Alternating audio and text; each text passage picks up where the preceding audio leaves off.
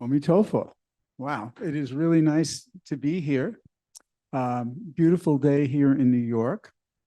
We all have access to Zoom and our own minds, right? And every day is a good day, right? And I just popped into my mind a friend of my brother's who many years ago was in his 80s, and he said, whenever he woke up, he would go like this. And if he didn't hit wood, he knew it was a good day, right? So it's a very good day. We're here and we're breathing. So I also want to thank Sherfu and all the Dharma heirs and Foshers and sentient beings for making these talks possible. So today, what I'm really going to talk about is mind training in a very generic sense, even though I'll be referring to some of the Tibetan teachings. So mind training is, in my view, very much in accord with Chan and Chan practice. Chan is based in awareness of mind, seeing through our hindrances and understanding our true nature. As Rebecca Lee, one of the Dharma heirs, says, Chan is about penetrating the mind. And Chan is also a complete practice with nothing left out. But the issue that I'm addressing today is that most of us are lay people, and we don't have the time or resources for intensive practice all the time, nor do we have continuous connection to a teacher. We can continue to go on 1 or 2 retreats a year, if we're lucky enough to do so, but there is more time spent in our daily life than retreat. Some of us might erroneously feel that this is spiritual downtime when we're not on a retreat, when we're not practicing intensively. We think we're only going to make progress on a retreat so we can kind of drift on in our own kind of samsaric fog as life goes on, and we hardly see it. You know, like John Lennon said, life is what happens when we're making other plans. So what I want to do to sort of introduce our predicament, I want to read a poem. And this poem, which is kind of called Lift Your Right Arm. And it's interesting, when I do this, I'm going to lift my arms and I have a microphone in my hand. So what you have to do is I read it, you have to mindfully ignore the microphone. This is going to be funny. Okay, so here is the poem. And this, as I said, if you listen to this very carefully, you'll get a sense of how most of us live our lives and we don't know it. So the poem begins. Lift your right arm, she said. I lifted my right arm. Lift your left arm, she said. I lifted my left arm. Both of my arms were up. Put down your right arm, she said. I put it down. Put down your left arm, she said. I did. Lift your right arm, she said. I obeyed. Put down your right arm. I did. Lift your left arm. I lifted it. Put down your left arm. I did. Silence. I stood there, both arms down, waiting for her next command. After a while, I got impatient and I said, "What next?" "Now it's your turn to give the order," she said. "All right," I said, "tell me to lift my right arm." Okay, so this is a really good little thumbnail sketch of samsara, caught in the same loop, not seeing outside of our little world in many different ways, little, big, but not complete. And Robert Frost said, if society fits you comfortably enough, you call it freedom, right? And then there's another phrase from the blues singer Furry Lewis, which is, I've been down so long, it seems like up to me. So this is the situation that we're always addressing in all of our all Buddhist realms, right? Is to really to break through our normal perceptions, and of course, in the hindrances that are holding us back. So let me just working on a computer. Okay. So today I'm going to be talking about Lojong. Now that literally means mind training in Tibetan, and I believe that this can be very helpful for a Chan practitioner. Many Zen teachers and Zen centers have adopted, referenced, or made use of these teachings as part of their practice. So I may seem to be going outside of traditional Chan methods and teaching, but I think, and of course you can form your own opinion, I think that I'm working directly within Chan, just using a different vocabulary and methodology. But hopefully this is all based on mind, which doesn't have vocabulary or methodology. Mind is mind. So Pema Chodron, a great Tibetan teacher, says that these teachings of Lojong are about how to be there for others without withdrawing in an era, the world we live in, when so many people are trying to heal their own wounds and help others.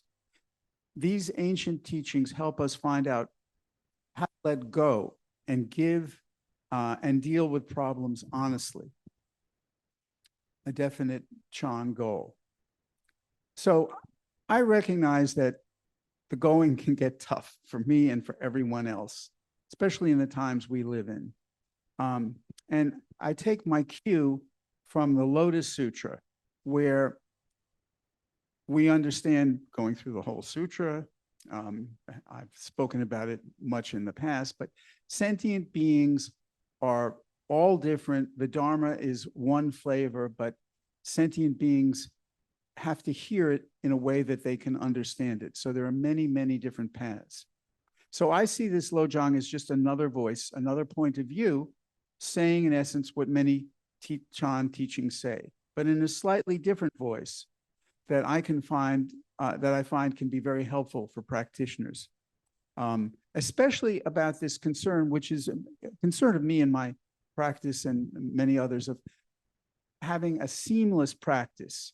So when you're on the cushion, when you're off the cushion, it's always mind functioning, and there should be a continuity. This is something we really strive for. So I am now in my 5th decade of practice, even though I try to convince people that I'm younger than I look, but sometimes with success. And of course, if they're talking about my maturity level, that's another story. But so through all these decades, I have worked hard at times. I've been lazy, but I'm reaching a point now in my 5th decade where I don't really have that much to hide. And I'm interested in what can help me and others. And I'm always trying to find ways to help make Chan accessible, practical, and practicable, useful. So I began sitting in August 1975 in one branch of the Theravadan tradition. And then later on, I met Master Sheng Yen in 1979. And I have been with the Chan Center ever since. So I guess I'm not a job hopper. When I was starting out, if I heard someone with my longevity, where I am now, speaking with all of their accumulated wisdom, supposedly, I'd have my doubts. What does he or she really know just because they've been practicing for decades? One answer is not much. Buddha nature is still Buddha nature, and don't know mind is still don't know mind. But one can always try to speak from the heart, no matter what age you are, which is what I'm attempting to do. So Chan teachings point to ordinary mind. present moment awareness, and interconnectedness among all things, all beings. Everything in the moment, non-dually. So on this way, we have a lot of seemingly esoteric terms that we use, hard to understand, like Anuttara Samyak Sambodhi, highest perfect enlightenment, emptiness, and the teaching of non-self.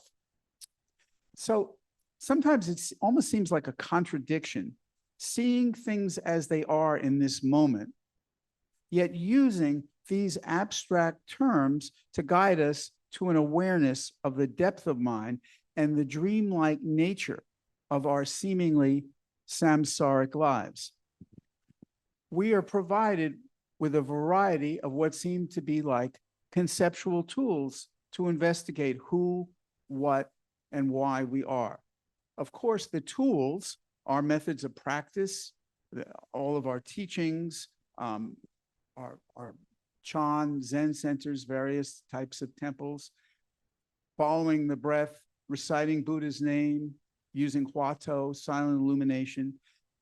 These are anything but conceptual, but the teachings have to be introduced somehow, using words, right? Even though Bodhidharma said the teachings are beyond words and language, beyond the scriptures, he had to say that, and he was just alerting us to be aware of our attachments. So it's easy to get lost in all of this. And as lay practitioners, we don't have the time or the luxury usually to devote ourselves to practice to reach what we may erroneously think is the goal of practice. You know, what we think, whatever we think enlightenment is, when the goal is right here at all times.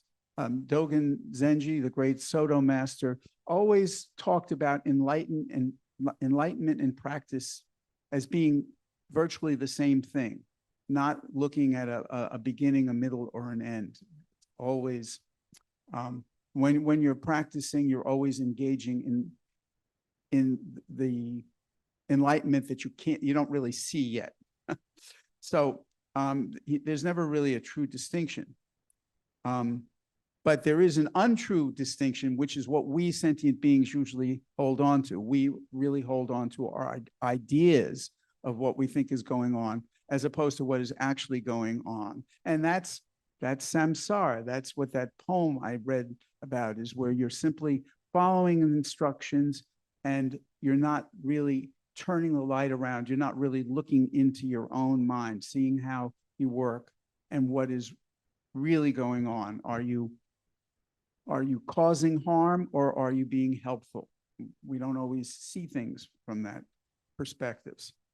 So we may understand the Dharma in a very deep intellectual way, but that's not really the experience. That's not really experiencing what the teachings are pointing to. So what can happen in the course of practice, however it works in your particular life, is we can be subject to discouragement, disillusionment, unrealistic expectations, and general confusion. We can get stuck, or fall away from practice and come back, of course. So in the Lotus Sutra, even the great arhats like Subhuti, Mahakatyayana, Mahakashapa, Mahamagdalyayana, they discovered that even their great attainment was something of an illusion. They had not really awakened nor completed the true Buddha way. Most of us, and I can say without false modesty, are not at their level, right? No arhats anyone raise your hand if you're an arhat, right? Okay, no one. Okay, I can't see anyone anyway. So if anyone's raising their hand, it's nice to be in your presence. So we can really use all the wise help we can get from many different directions. And that's why in my teaching, I often use Western poetry to show that the Dharma is present in all sorts of venues, in all sorts of dimensions. It's really about looking for it. And Sherfu used to say that everything speaks the Dharma. And I think it's important that we keep our eyes open to see that. So the sutras are deep as the ocean, but this is 2024. And a lot of us have very short attention spans and many more distractions than when the Buddha was in the world. The Buddha did not have to worry about logging onto his account in Google. I can pretty much guarantee that, right? Even though I wasn't there. I don't think he had to deal with that. So now I'd like to give some context and a little bit of an introduction to what this thing I'm calling Lojong mind training is. So in the 11th century, there was a great Indian master named Atisha, who's credited with coming up with a system of mind training. And that mind training was divided into 7 or 8 sections. There are kind of different interpretations. And I'm only talking about the first one today, so I'm not going to even mention the others. I'll get that into my subsequent talks. So his teachings are foundational to Indian and Tibetan practice. And they're really at the same foundation that we are in Chan. That's my contention. So later on, these teachings were arranged into 59 slogans, sayings or reminders, and this was done by the Tibetan teacher Geshe Chakawa. These are sometimes referred to as Atisha's slogans, and they epitomize Mahayana practice and the Bodhisattva practice and path, which is what we're all on. I've been studying this off and on for a few years, and I have found these slogans to be very helpful in supplementing and supporting my Chan practice. They include the entirety of the path from the most profound teachings of the mind, bodhicitta, absolute and relative, which I'll get into in my next talk more, and also even to the most insignificant and petty things that trouble us in our life, and things that even these little details, like the internet, like our cars, like our bank accounts, all these little things that really can cloud our minds. So looking through these slogans, we're told to, yes, in a very profound way, to see everything we encounter as a dream, and about abiding in the pure awareness of mind. But we're also warned not to be jealous, not to find joy in other people's suffering, and not to misinterpret what we encounter in daily life, which is a continual issue. And ultimately, like the last slogan is, don't expect applause, right? It's our practice. There's no way we can withdraw ourselves from it. It's really being an original, essential person, as Dogen would say. You know, Linji said, the person of no name, no rank, you know, finding out who we really are. So one word about slogans. I found it's a really strange word, even though I think a lot of people don't know this, but the etymology of slogan in English is really war cry. That's what a slogan is, war cry, right? So, but other slogans that when we use slogans, we think of things like keep your eye on the ball and things go better with Coke. Now that, by the way, things go better with Coke is not a slogan to live by. I just want you to know that. Right. And there are actually some things that don't go better with Coke, like air conditioners and socks. So it's just doesn't resonate universally. And this idea of war cry really resonates with what we find in the Dhammapada, where the Buddha says that the warrior who conquers 100,000 in battle is nothing compared to the person who conquers his or herself, right? So, you know, anyway, I'm sure Foshers in the audience can attest to the strength of will that you need to keep practicing. It's nothing about lying down and letting the practice work for you when you're asleep, right? It's really a very active kind of practice that we're in. So I'm not trying to supplant Chan teachings. These slogans can be very helpful looking at your practice, whatever it is, from a different angle and perhaps seeing something new. So I recite the Heart Sutra every day, and I'm always seeing things in it that I didn't see before. It's the depth is limitless. So continually looking into these slogans, and there are many ways of working with them, which I'll also get into later. You can find an amazing nuance and depth and a continuous source of guidance and practice. And what I found in my practice particularly was a lack of understanding about compassion. Master Sheng Yen was one of the most compassionate people that I ever met. I owe him a great debt in how much time he spent with me and patience he showed me. As a matter of fact, I've sometimes told the tale of in the 80s, I was on a retreat and I had a really bad cough, and it was about 2 a.m. And I woke up and I looked up, and there was Shifu right above me putting medicine in my mouth. So that kind of, and that's beyond words, right? that's showing stuff, but you know, things can be right in front of you, you don't see them. So as many people, I think that in practicing all these years, I was blinded by the idea of a goal, the idea of having someone say to me, "Hey, Harry, you know, you're enlightened." Oh, great. I feel pretty awful, but if you say I'm enlightened, fine, right? You know, just you're looking for outside affirmation, and it just doesn't work that way. And it's very hard to get off that track of like looking in a particular way. You know, there's that old expression, if you think of yourself as a hammer, you see everything else as a nail. Right? So this, you know, caught in our own mindset. But the signs of compassion are all around in Chan, but as I said, hard for me to see.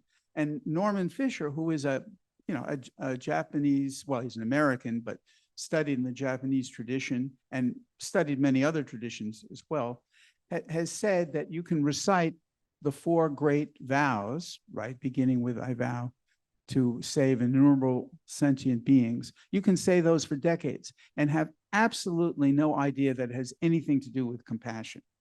You know, because you're just saying it, just reciting it because it seems like a good thing, like someone told you to raise your arm. So, okay, I'll say this. You know, I won't know what I'm saying, right? It's really easy. Everyone else is doing it, so I'm doing it. So I must be right. Not exactly, right? So I picked up Norman Fisher's book, Training in Compassion, and I found it very helpful. And I've used a number of other books and talks on Lojong, so I want you to know as I'm going through this, I'm referencing things from Khentrol Lodro Thaye, Pema Chodron, Traleg Kyarbon, Judy Leaf, and the Reverend Angel Kyoto Williams, and many other references. And you see people referring to these slogans of Atisha, even in contemporary psychology. So surveying these Lojong slogans and, you know, and trying to incorporate them in my practice, the main culprit in our suffering, right, is identified very early. And that's attachment to a sense of self.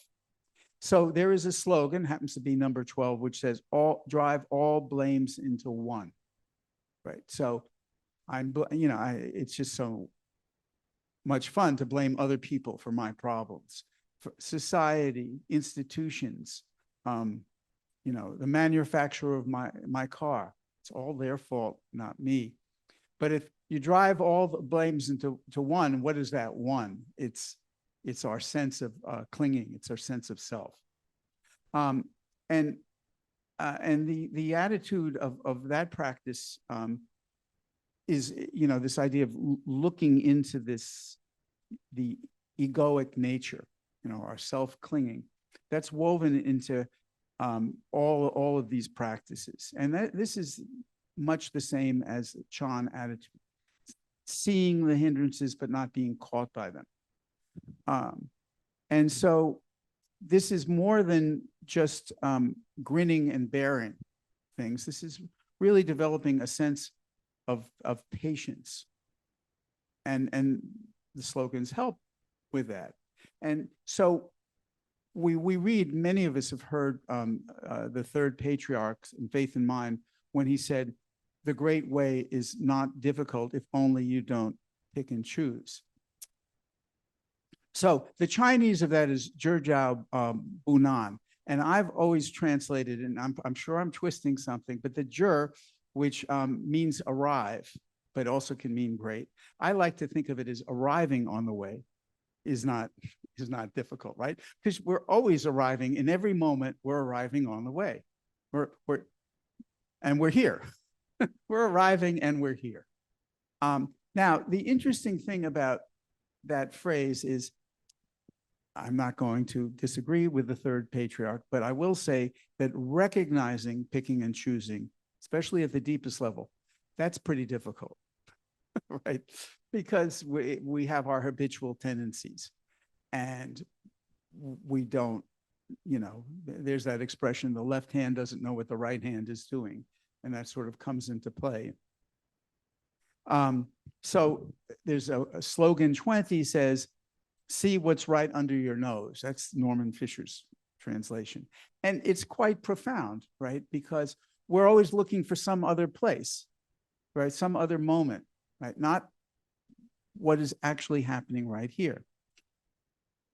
And I think that one way of describing this whole situation is encapsulated in a comic strip of the Peanuts cartoon where Linus, he's holding his blanket and sucking his thumb, right? And he says, I love mankind. It's people I can't stand, right? So this is an example of getting caught up in the concept and thinking, I'm a good person. I love mankind. I hate all these people here, but I love mankind. And you just don't see the disconnect. So what we're trying to see these many, many disconnects that we have. So I'm going to launch into a description of the Lojong practice. And additionally, I want to say that these slogans are also very much about relationships, how we deal with the people and things around us, right? And relationships can be understood as the playing out of causes and conditions among people and other things. And Guogu, Jimmy Yu, sometimes describes emptiness as relationships for this reason, right? It's continually, each moment is a product of innumerable causes and conditions coming together. We're not really aware of that because we're caught in our conceptual world. But with the clarity of mind that our practice is helping us achieve and find, we can have our relationships unfold in a more wholesome, self and other enhancing way, and get beyond our normal grasping and discriminating mind. So like Chris Rock, the comedian, said, when you meet someone, you don't meet that person. You meet his or her representative, right? And who do they meet? They don't meet you either, right? They meet your representative. We're not necessarily aware of this process because we're often posturing and we want to look a particular way.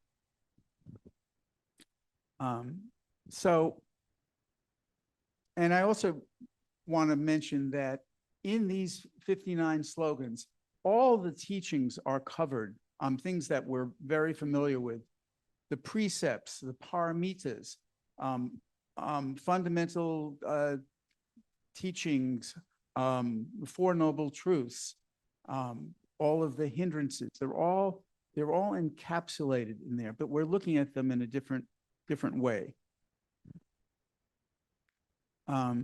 So we have many ways of watching our minds work, and many of the teachings show there's a clear and shadowy nature of our mind, which is beset by our conditioning and habitual tendencies that we are sometimes enslaved to.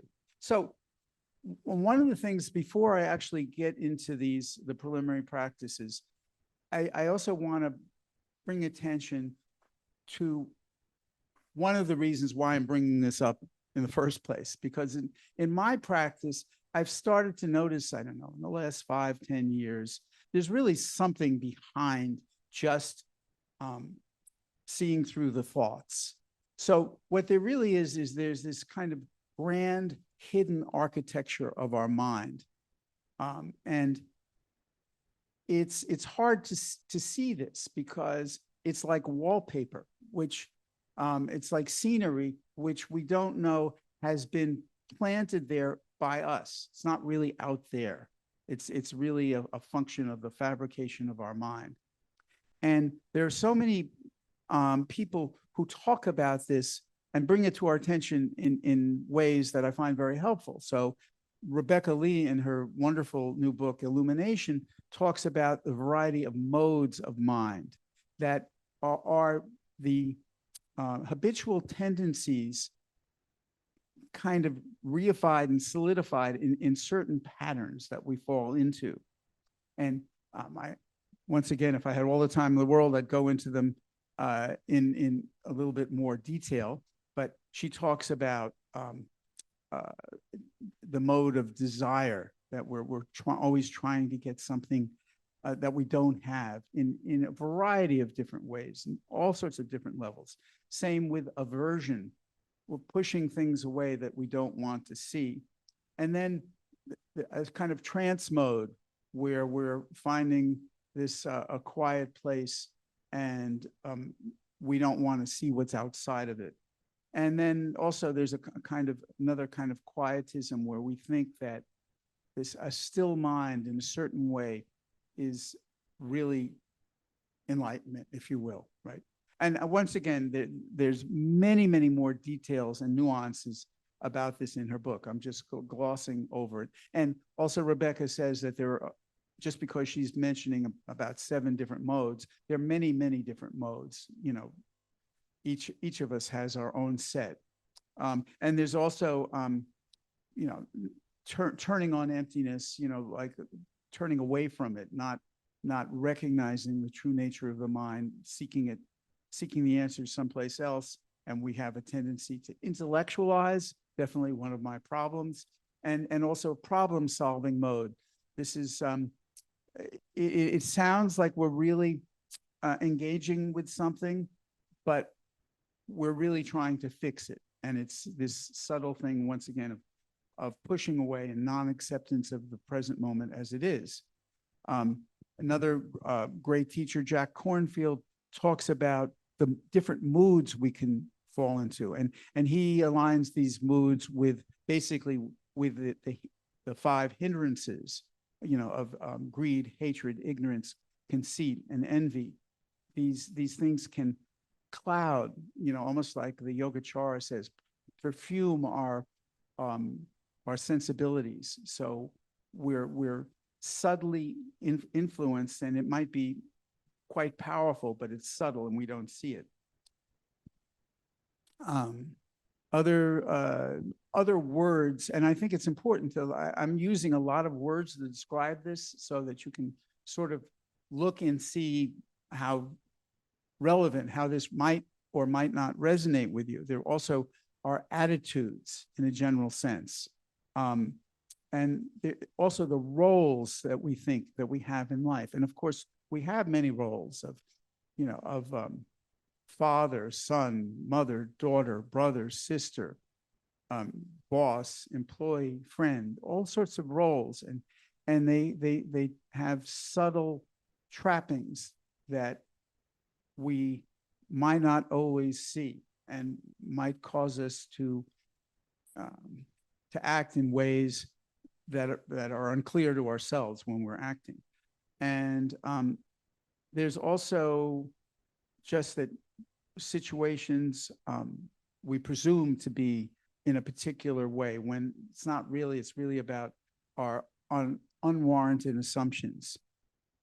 And so this really, all of these things I mentioned, these really point to this vast, intricate, complicated conceptual world, which is in reality, in the Chan reality, it's empty in the sense that not that things don't exist in a particular moment, but they are ultimately without an unchanging essence. And we're getting caught on our impressions of these things. And this is what really constitutes the fabric of our lives, the samsaric fabric, which is causing us all of our wonderful suffering.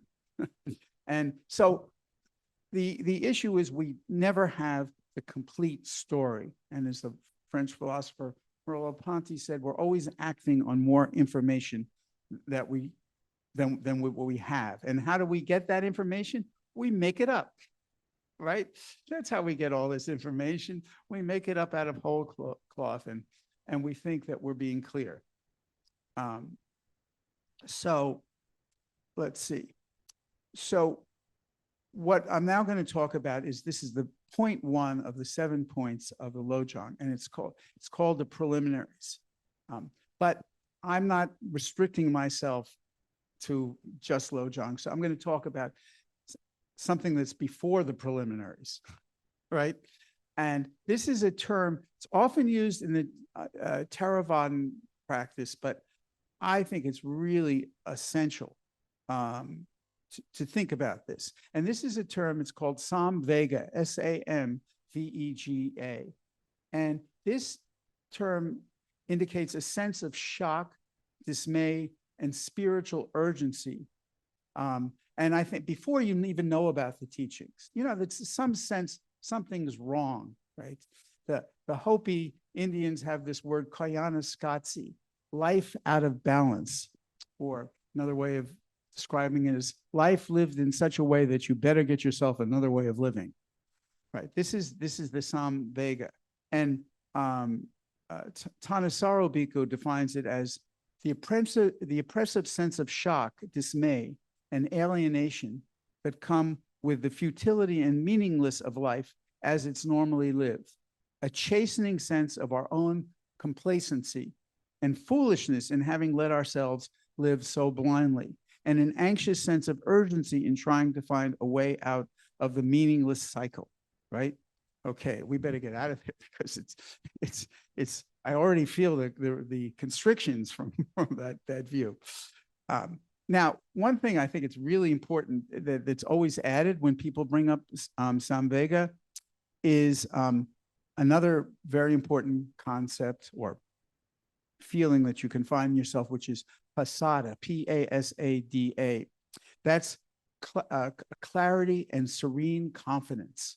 So yes, we've got all these issues, but there's something within us. And this to me is like the shadow of Buddha nature. You really see that you have this inner strength.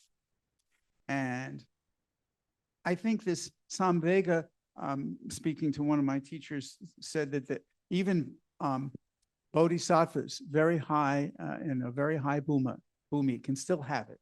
And I see that, and this is my fabrication, if you will, in the Vimalakirti Sutra, which many of you know, where Vimalakirti is this great bodhisattva, greater than all the bodhisattvas that we sort of know, but he's a layperson.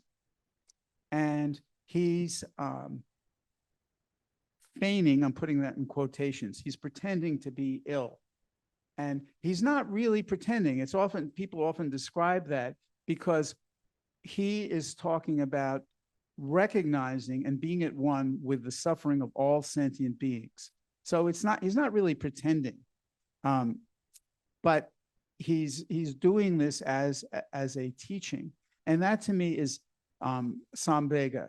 And especially if you look at the way that we normally live our lives, which is grasping after things that we don't have, pushing away the things, this microphone that we don't know. I want the microphone. I don't want to push the microphone away. I need it at this moment. So, but that's very self-oriented. But as John Dunn, the Tibetan scholars pointed out,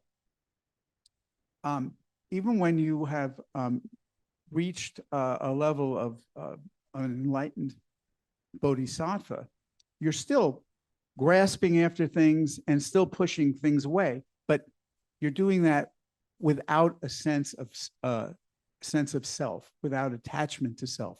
So all of the grasping and the pushing away is meant for other sentient beings, right? Because otherwise you may have wisdom, but you're not acting, you're not using skillful means. And that's actually what the Lojong teachings really come down to, in my mind, is, Fangbian, skillful means.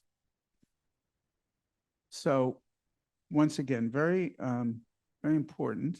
So let me, now, in dealing with these preliminaries, which are of four types, right? There are four of the preliminaries, which are sometimes called the four thoughts that change the mind. So the idea of a precious human life, the inevitability of death, the awesome nature of our actions, and the unsatisfactoriness of samsara. So that's what I'm going to talk about for the remainder of the talk. One thing, of course, Tralug Kyabgon, the great Tibetan master, said, of course, you can start with taking the three refuges. and also Norman Fisher talks about, establish a practice, right? It's very important, right? To not just read about this, to really practice and see what's going on for yourself. And this is from Ken Wilber, another scholar, who talks about the Lojong being an emphasis on the awakened heart and mind, which cannot be described. And what it is, even though I'm about to use a word saying I can't describe it, but this jhana, the consciousness or gnosis, which is the GNI part of cognition, that where a Watto points, the mind as it is before it's polluted or distorted by our particular views. The mind, true right view, which is really being in the moment and not having a conceptual view, true conceptual awareness. And the idea of this is the view from the mountaintop, the non-dual view that is capable of delivering us from suffering and awaken the enlightened mind, which we already have, but for some reason we don't know it. Right? It's like I've always wanted to say, okay, there you go. Just see your enlightened mind right now and come back in a kalpa and then we'll talk. But it just doesn't quite work that way. So once again, the Lo and Lojong, that emphasizes the mind's cognitive nature. There are different words in Tibetan for different aspects of the mind, but here we're really talking about how we can see through our normal cognition. And this, there are many words for this, like our basic intelligence, as Chogyam Trungpa says, ordinary mind, as it says in the koans, seeing things really as they are. And so Patrul Rinpoche says, not to listen is to be like a pot turned upside down. Not to be able to retain what you hear is like to be a pot with a hole in it And to mix negative emotions with what you hear is like a pot with poison in it. Right? So this is kind of operative in everything we do, really. Really, if one can develop really good listening skills, it's you're sort of halfway there. And I talked about the 4 thoughts that change the mind. Now let's begin with the first one, the precious human life. Now, actually, a lot of us don't even think about it, right? We don't even think about, well, how is it that I wasn't born an aardvark? Just think what kind of talk I would give if I was, an aardvark. I'd just be eating ants, I guess, right? I wouldn't be saying very much. So there are so many beings in the universe, in the 6 realms of existence, right, that are not human. And we humans have this wonderful balance that we have to take advantage of, and we don't necessarily do it, unfortunately. But unlike the gods who are filled with pride, and the Asuras who are filled with jealousy, and the animal realm with the dullness of mind, and ghosts with hatred or with real greed, and the hell realms with hatred. We have all of this in the human realm, right? We have all these possibilities, and we have the mind that is capable of seeing this, making karmic choice. Very, very important. So Shantideva says this idea that we are human. It said, this is why Lord Buddha has declared that like a turtle that perchance can place its head within a yoke adrift upon a shoreless sea, this human birth is difficult to find, right? It is very difficult to find this birth. And I think many of you know this image of the blind turtle that pops his head up every 100 years. Maybe he'll come into a reef that has a hole in it. So what is it to be human? Once again, we can look into the nature of our lives. We are conscious. We have a different kind of life, if you will, when we're awake and when we're asleep, when we're dreaming, when we're meditating. And we can note the effects of our habitual tendencies. We can learn about causes and conditions, and we can see how what we do can imprint itself in our mind, in our lives, and we can expand our vision to see how this might end up in rebirth somewhere where we might be less happy than we are now. So we can really see our situation, we can see through it, and we can appreciate the opportunity to practice. Right? Chipmunks can't understand the teachings. That's my assumption, but I don't know since I'm not a chipmunk, right? Anyway, and so we can note our birth, our mental and physical capacities, and all of our circumstances. We can really take in the dynamic nature of our lives, of our mind and bodies, and see that here's an interesting statistic for you, that for every one of us now, there's 7 billion. Evidently, for every one of us, there are 7 million worms, right, in the world, right? So you can imagine that if a worm applies to college, it's going to have a really hard time getting in because there's so much competition. And the Buddha, to show this, once was with his monks, and he took some sand. They were standing on the banks of the Ganges, and he put the sand on his thumb, and he said, "What's more, the sand on my thumb or the sand in all of the Ganges River?" Of course, the monks said, "All the sand in the Ganges River." And Buddha said, "Just so. These are the human rebirths, and all those sands are the other realms of existence." And this is, really something to take into account, right? And by the way, as I talk about these as preliminaries, they're not preliminaries that end, right? We can sign off on them, but they don't sign off on us, right? This is always, these are always true. So I thought I'd read here's a poem called Feeding the Worms by Danusha Lamaris. It said, ever since I found out that earthworms have taste buds all over the delicate pink strings of their bodies, I paused, dropping apple peels into the compost bin. Imagine the dark, writhing ecstasy, the sweetness of apples permeating their pores. I offer beets and parsley, avocado and melon, the feathery tops of carrots.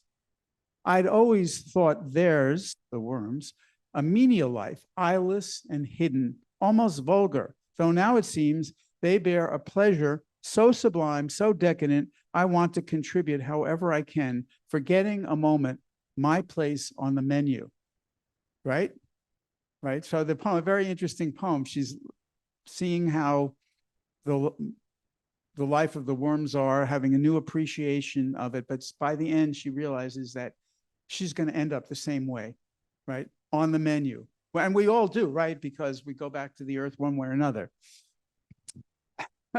Right? So this is the things that, and our culture is really all about not having us see that, right? Distracting us with all sorts of goodies and playthings and toys so that we don't really see our true condition. Until, Sherfu always used to say how people would come to him late in life and say, I want to start practicing. Well, could be a little late, right? So this is every moment's a wake-up call, right? So now, the absolute inevitability of death. Now, I hate to break this to everybody, right? It's not my idea, right? But it does seem to have a certain amount of truth to it. So in the Bhagavad Gita, Arjuna asks Krishna, what is the most amazing thing in the world? And Krishna says the most amazing thing in the world is that people see others all around them dying and they don't think it's going to happen to them, right? And so another teacher, Jamgon Control, says in his autobiography, as I wonder what to do and what is best, like a widow grieving for her husband dead and gone, will former karma and present circumstances cause some virulent disease impossible to treat? And shall I die tonight or tomorrow early? Helplessness and impermanence have become my teachers, encouraging me to take heed, right? And also, sometimes in the teachings, they talk about 3 deaths, which is the death that we all know and love. When we go to someone's funeral, or I guess we always attend our own funeral, right? Where else would we be, right? But then there's also the moment-to-moment death.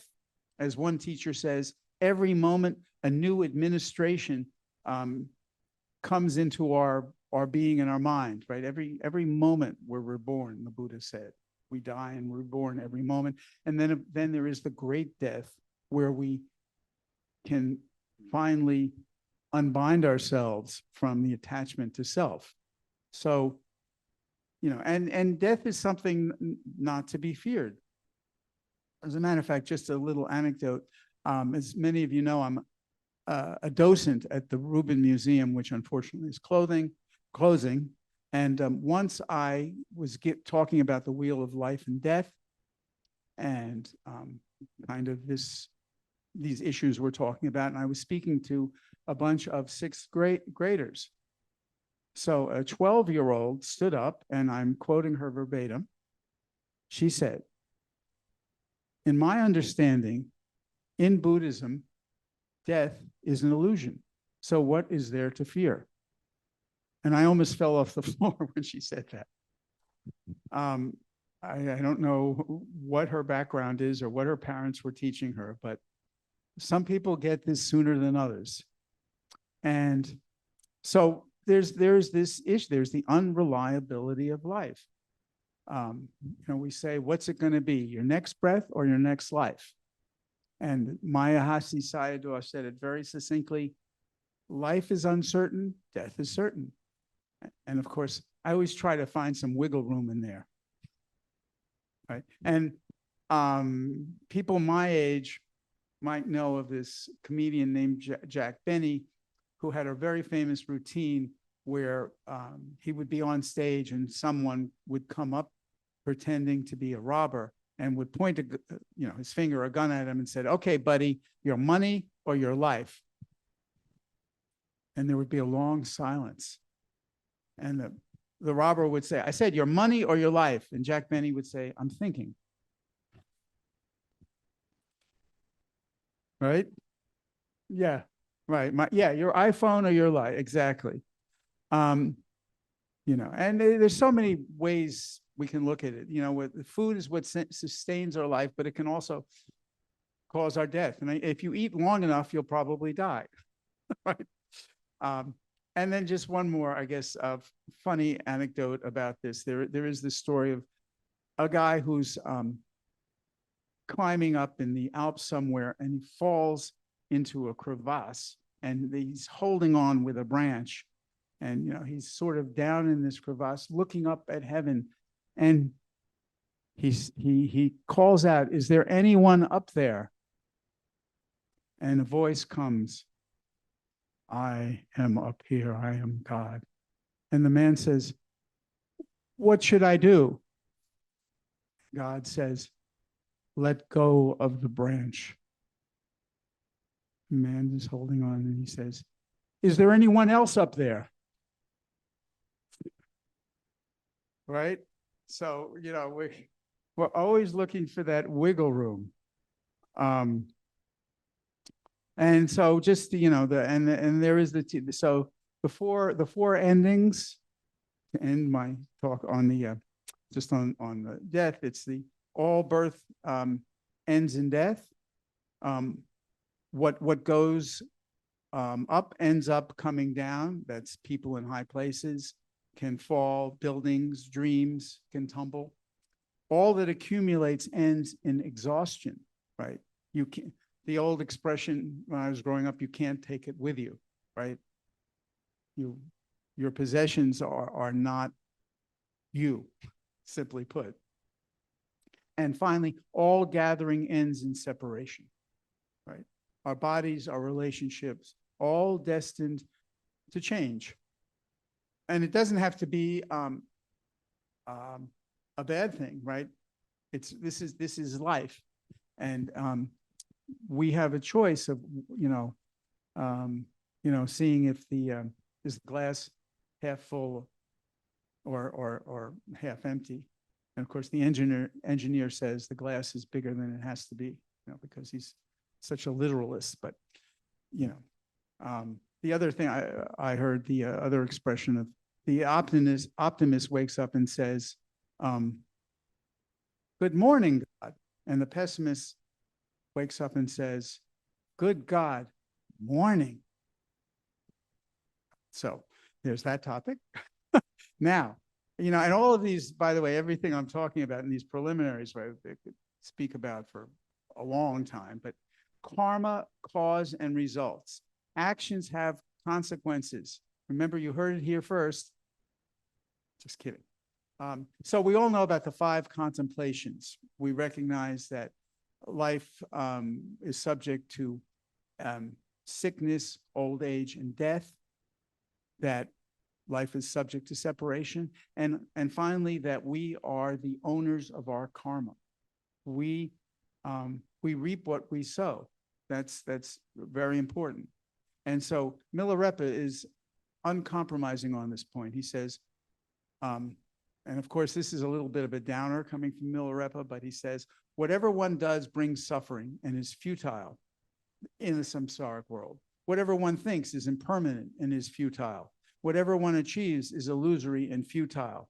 Even if one has it all, it is futile. The dharmas of samsara are futile, right? I mean, you wouldn't want Milarepa as your piano teacher, but when he's talking about the way we hold on to things, the way that we see the world, this is really very true and helpful teaching.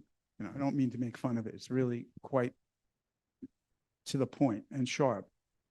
Shanti Davis says the high have mental suffering, for the karma comes from the body. Day by day, both kinds of suffering overwhelm people in the world. And, you know, but there, once again, there are different sides of it. Jamgon Control says the result of wholesome action is happiness. The result of unwholesome action is suffering and nothing else. These results are not interchangeable. When you plant buckwheat, you get buckwheat. When you plant barley, you get barley. Right? So there's really no wiggle room in our minds. Things really play out the way they play out. So what happens is when we react to things in the world, we imprint things in our mind, in the eighth consciousness, if you will, and then they can mature from other factors, and then something may trigger it, and then it will outwell, and then we'll find ourselves acting in ways that we don't really control very well. And of course, sometimes what we do is, instead of acting out, we don't want to look at what's going on in our mind, and we suppress things, and then they just get bigger and bigger until they do come out. So one of our teachers, Gilbert Gutierrez, is always saying causes and conditions never fail. And you can't argue with that, but we can fail causes and conditions. We can fail to understand them, right? And so we really have to look out. And so what samsara is this emplacement, this misunderstanding, misinterpretation of causes and conditions. We take causes and conditions and we build our ego self out of it.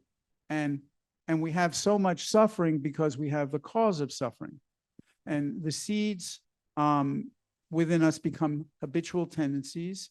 And we get this very, very tenacious belief that everything is rock solid and permanent.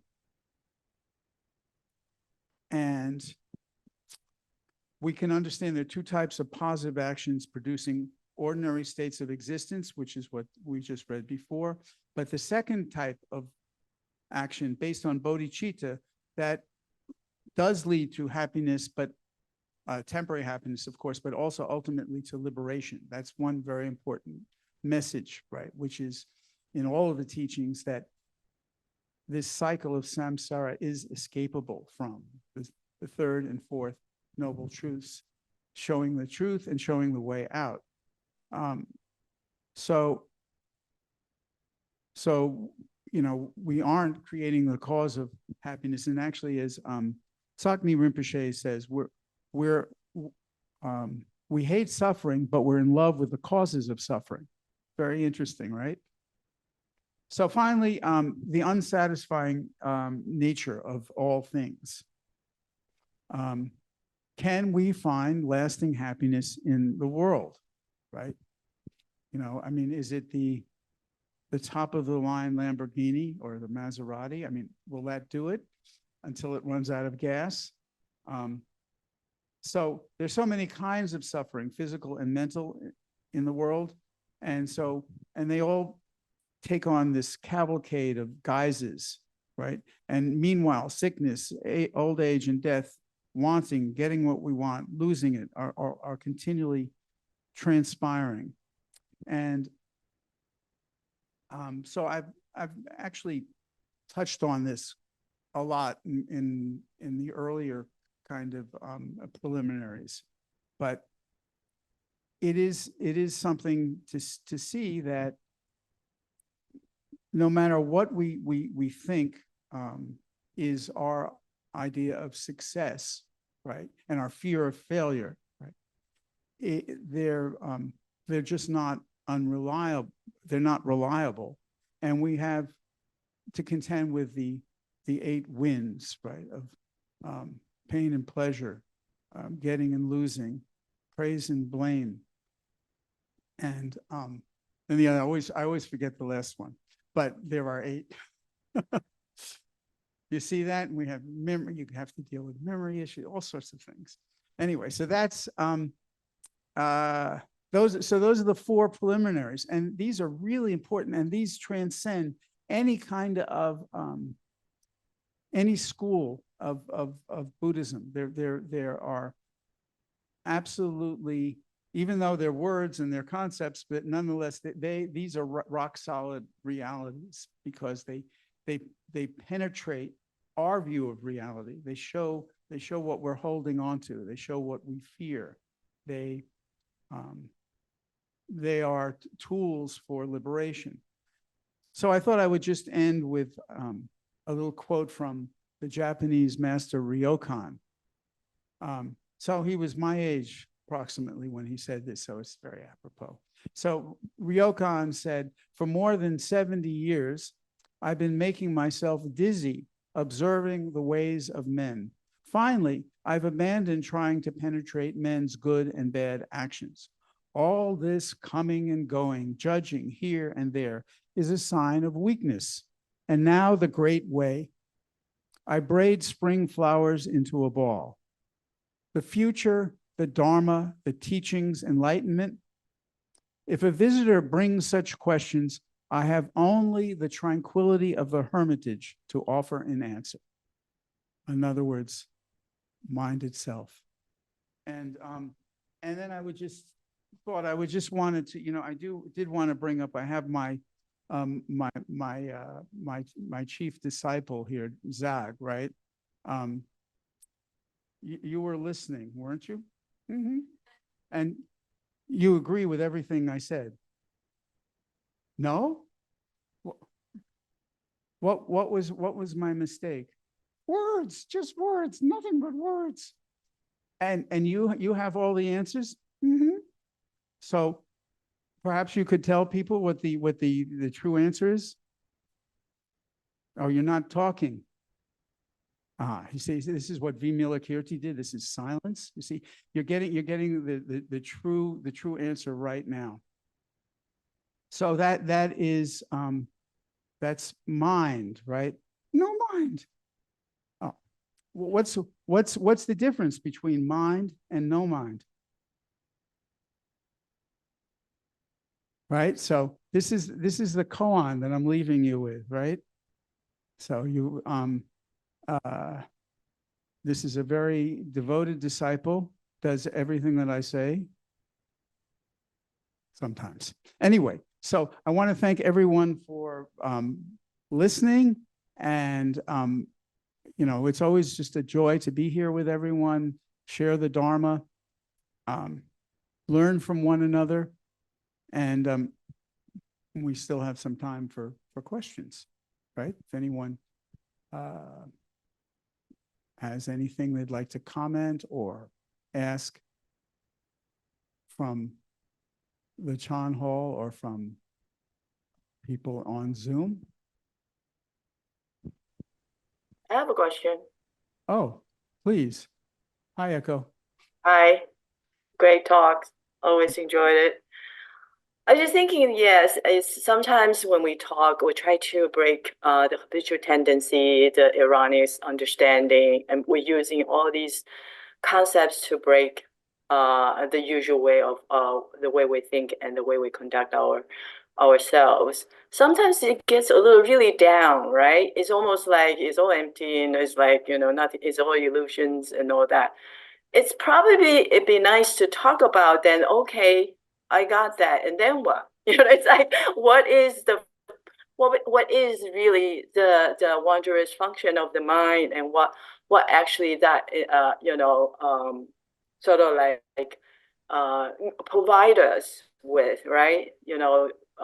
So in other words, this is like yes, you break out these illusion, you break out these things. There's actually a wonderful things evolve, coming out. You start to perform, bodhisattva path, and all that. And I feel like sometimes the talks is a little bit so skilled to life is impermanence and death and all that. You know what I mean? And so sometimes I feel, yeah, we need to sort of touch base a little bit more about on the other side. I agree. And, it's interesting you bring that up, Echo. It just, these things I mentioned, they're really called the preliminaries. And whereas what I said, and I think I stand by it, is that these preliminaries are always operative, but we can go beyond them, right? We use these teachings and we look inside ourselves, we turn the light around, and we try to notice what's coming up and how we're reacting to it. And then we just have to use that sense, the appramata, this vigilance of always being in the moment.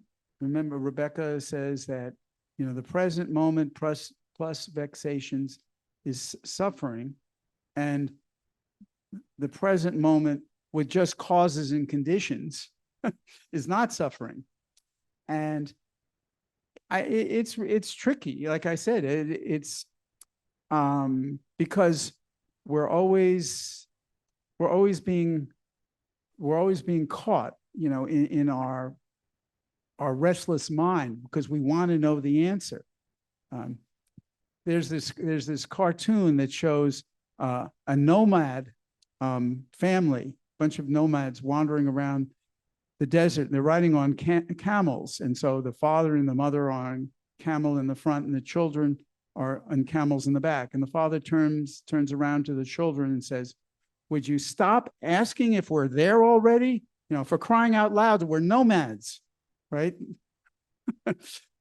And we have to look out for attaching to non-attachment, and to have, I think it's very hard to describe. Shifu, I remember Shifu saying that to be relaxed is to be enlightened. To be enlightened is to be relaxed.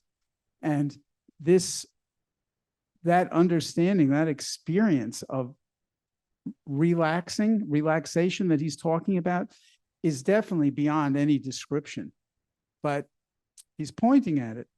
And what you do in your practice, I do in my practice, is we really try to be here for each other, right? So all of the samsaric world is very precious to us, right? We wake up from the dream doesn't mean other people wake up from the dream, right?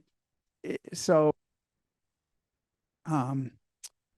we do our best. And one thing that Shifu said that to me was, I found very moving. It said that this movement and this inevitability of enlightenment, and this is what the Lotus Sutra said, is very natural, right? It's about relaxation, having a deep faith in ourselves and the practice, and on some level, not questioning. And that's not the great doubt. This is maybe it's beyond the great doubt. This real, simply being where you are and utterly accepting it. But I really appreciate your question and pointing that out. It should always be pointed out. Thank you.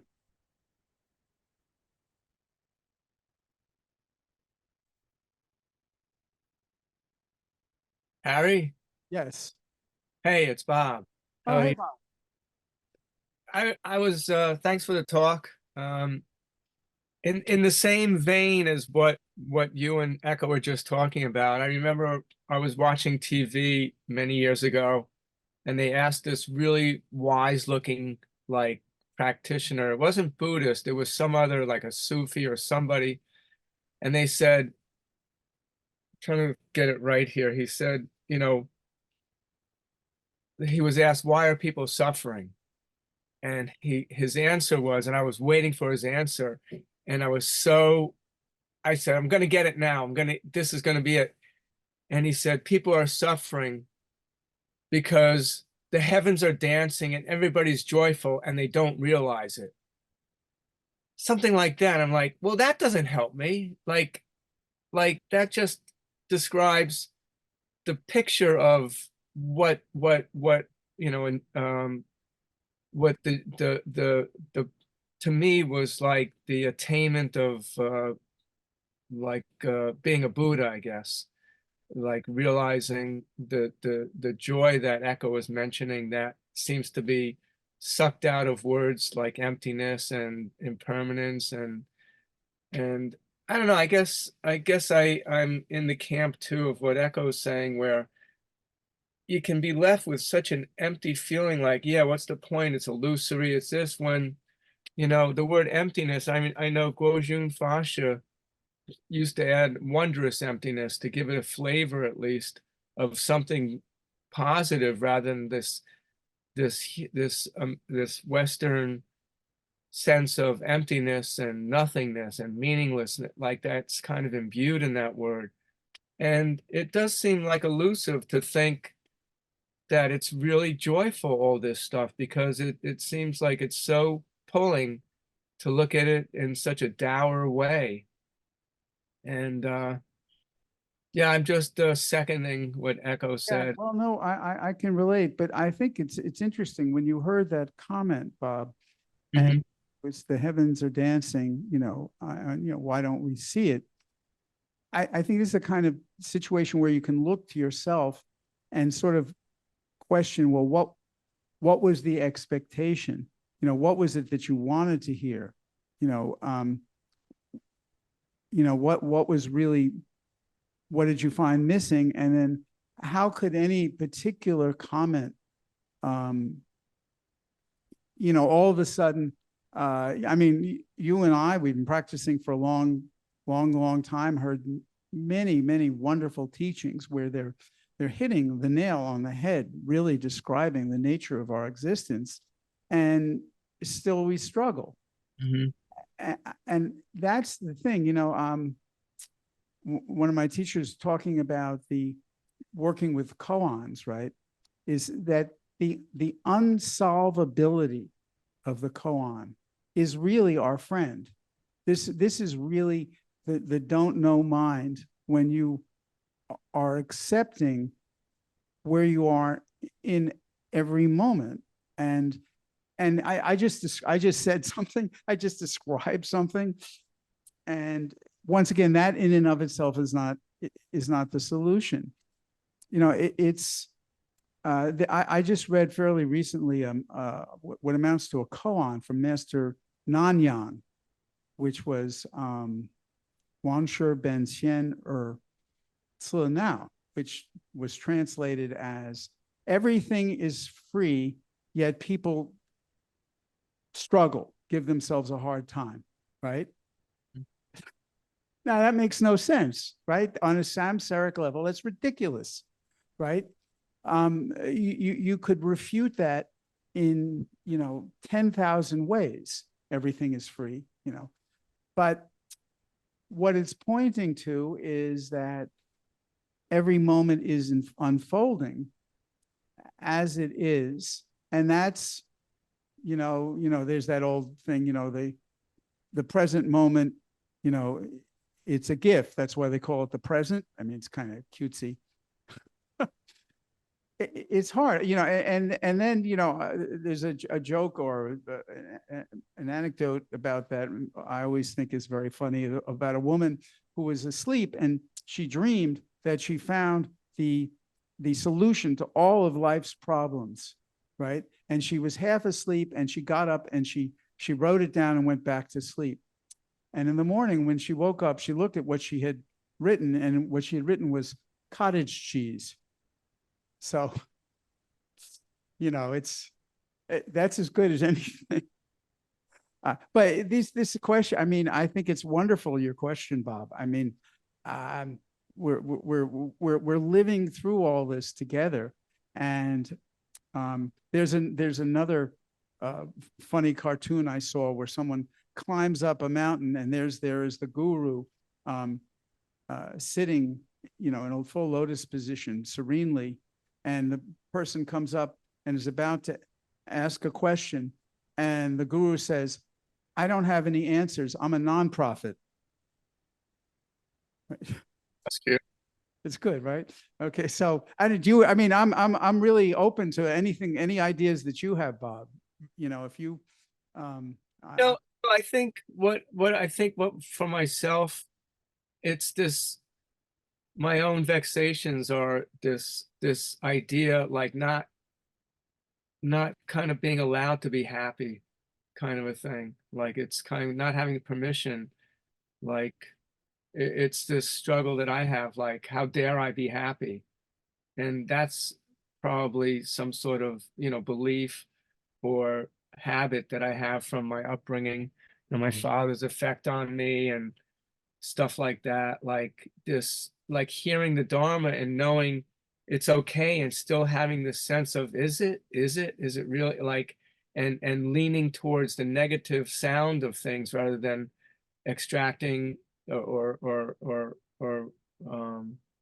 feeling the beautiful stuff, like the happy stuff. Like my mind goes towards the negative, I guess, and that's my habit. So this idea that things can be great, I kind of maybe choose or can't help but look at it negatively to reinforce this idea that, oh, I shouldn't be happy or something, when it's kind of like a struggle for me. Because like, why not be happy? What the?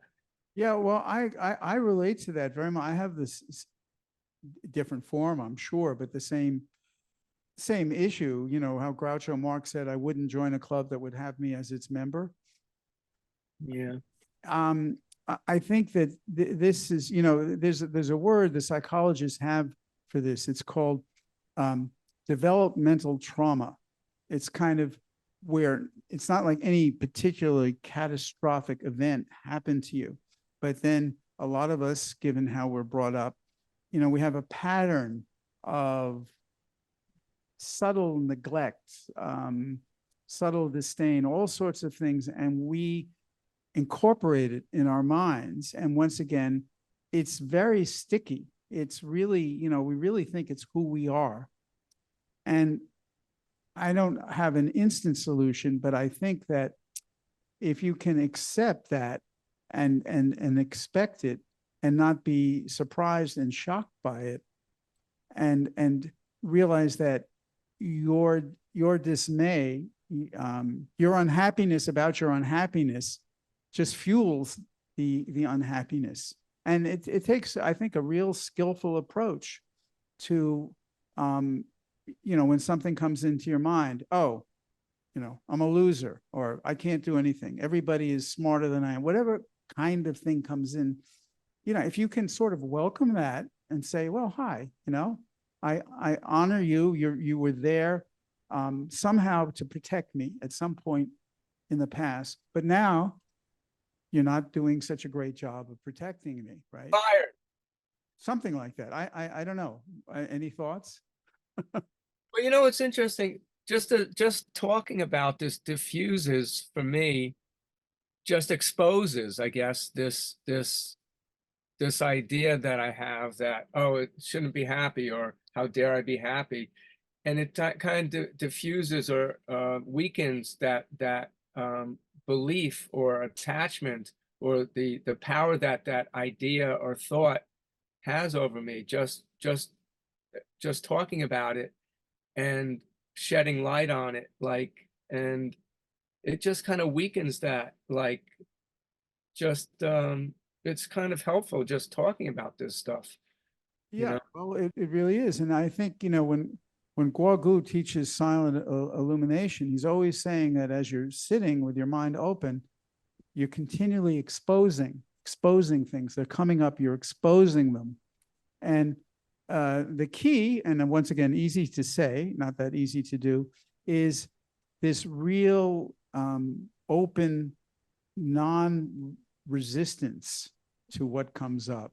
You know, the two things we're trying to avoid, if you will, is striving in a certain way, striving so that things are not, you know, we're getting something that's not really here, but also this resistance that things are have been so painful for us to hear, the image so painful. You know, if you're always, you know, you're playing baseball and you're always the last one to be picked for whatever because you can't throw or this or that, and you kind of you incorporate that into your self-image. It's very sticky. Mm. Yeah, it's like Buddhism, anyone can be a 2-year-old can be anyone can do it. A 2-year-old can do it with 20 years practice. Yeah, well, and like it was Bourgeois, you know, with the bird, not the bird cage, but the Zen Chan master who sat in the tree said, any 3-year-old knows this, but no 80-year-old can do it, right? To be, you know, to act with wholesome intentions and actions, and to refrain from causing harm. But we don't have, you know, the thing is also, we don't really have much choice. I mean, we have a billion choices, which is, of course, one of our problems. But we don't have any choice about actually the moment that we're in. It's where we are, and that's a lot of our practice, is looking into what are we actually bringing to any given moment that, in a sense, shouldn't be there. You know, it's like going on a camping trip and bringing 2 bowling balls, right? You don't really need bowling balls when you're camping in the mountains, but we bring all this baggage along with us. It's amazing. Mm-hmm. Oh, are we? Do Oh, anything else? We got. Oh, I'm sorry. In the audience, please. I just when we had the one day retreat here, Yes. and I just Shifu, they turned the Shifu's what's this lecture or teaching, Dharma teaching, and what he said, it really touched me, is that forgive the past, compassion for the present, and gratitude for the future. Huh. And if you do all those things, there's no past, there's no present. That's beautiful. That's quite wonderful. And that, I think you bring up this thing of forgiveness. I mean, self-acceptance, forgiving yourself, you know, this idea that somehow in the past, right, we fell short, or most of us have done things we wish we hadn't done, right? But that's where we were. We're not there now. But that's really wonderful. So forgiveness, compassion, and gratitude. That's a wonderful way we're about to end, right? Okay. So I hope everybody has a flourishing, happy practice, and everyone is very gentle with themselves and everyone else. And we have a pure land on earth, you know, harmony among us all. So thank you very much.